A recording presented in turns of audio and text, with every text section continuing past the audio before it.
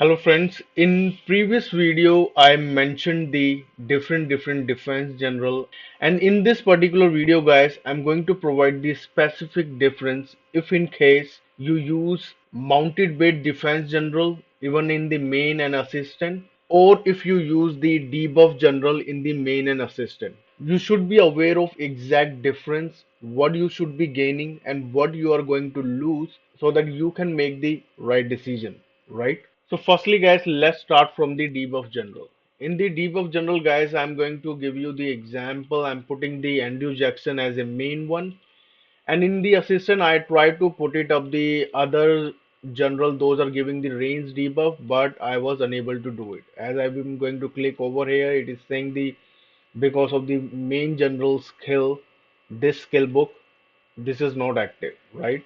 So now let me show you the other general as well. This one that gives the range debuff, again because of the main general skill book, this is not taking effect. Now I tried with the other general as well, this one Baldwin, but again because of the old hickory, that is it, this one, this skill book is not active, right?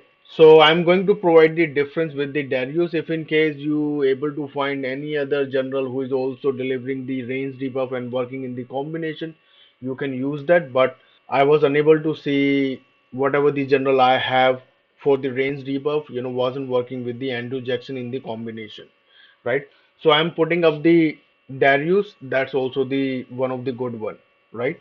And you can use any other one that you have and working in the combination with the other debuff general, whatever you would like to use, right? So now guys, let's check it out what kind of the debuff in total these two general will going to give to help out our T1 defense. So firstly guys, these are the Andrew Jackson total stats I mentioned in my debuff stats video as well. These are the Darius total stats. So in total, what we would be getting: range troop attack 110%, mounted attack, defense and HP 40%, 20%, 80%, ground troop attack 75%, defense 20%, HP 60%, range attack 20%, right? So if we are using this particular combo, Darius and Andrew Jackson, then in total, these would be the additional debuff that we can add within our total debuff, right? But again, guys, in total, it looks pretty great. But as such, at one time we get the one attack. If suppose range attack is coming up, so whatever the debuff you're doing, you will have the additional 110% attack debuff, right? Similarly, if you're getting the mounted troop attack, then these are the debuff you will going to get in that particular match. If you're getting the ground troop attack, then these are the debuff you will get, additional debuff you will get within the ground troop attack, right? And in the siege you will have the additional 20% attack debuff, right? So these are the separate debuff that you will get within the all four marches if you're using this particular combo. So right now guys, this is about the main city defense general if you're using the debuff general. Now let's check it out, the what would be the outcome or stats from the mounted base general, right? So suppose as many of us are already putting up coin Boudica, and in the bottom, I don't know guys what you would be putting up, but I'm showing you with the another mounted base general, that is the Naomasa, right? So in total, what kind of the stats these mounted base general will going to deliver if you're going to use these as a main and assistant general, right? Now guys, before speaking about what kind of the stats mounted general are actually delivering within the T1 defense keep, firstly let's check what kind of base stats these T1 caps actually possess, right? Now firstly guys, this is level 6 keep. There is no academy and all that is being developed right now. Even you can see there is nothing right now, so there are almost no factor that can alter the base stats, right? So now let me show you the base stats guys. Right now I can see the 229 defense, 156 and HP 432. I'm pretty sure when couple of months back, might be the 6 months back, when I saw HP, I think it was somewhere around the 400 something, defense 150 something, but I tried to check it out couple of times, but these are the stats that right now I can see. So I'm providing the calculation according to it. Otherwise, in the end, whatever the stat sets, it's gonna be near about it only, right? And let's check it out the T2 stats. So these are the T2 stats, as many of you would be having the T2 as well. And let's check it out the T3 stats. These are the T3 stats, right? I'm not going above, but I think that till T3 is sufficient for us to understand what kind of the stats mounted generals are actually providing within the T1 defense key, right? So now let's check it out, guys. Now, guys, these are the firstly total buff of Queen Boudica plus Lee Naomasa. Attack 172%, defense 120%, HP 260%. I'm only taking the mounted buffs that is coming from the Queen Boudica and the Lee Naomasa. Their separate stats are these. Lee Naomasa are these, right? Plus all troop 10% HP debuff is also there, right?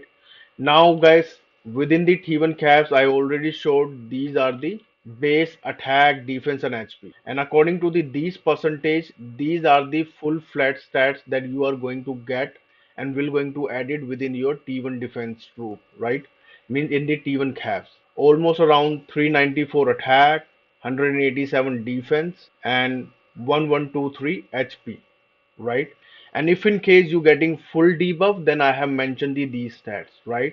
The half of 393, 196.94, 197 something, 93 something defense, and 561 something HP you will get once you are getting the full debuff.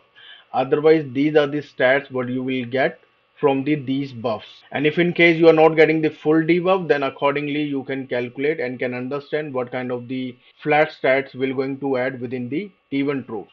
And within the T2 caps, guys, because I also have the 100 million T2, and I do know many of you would be having the 500 million T2 caps.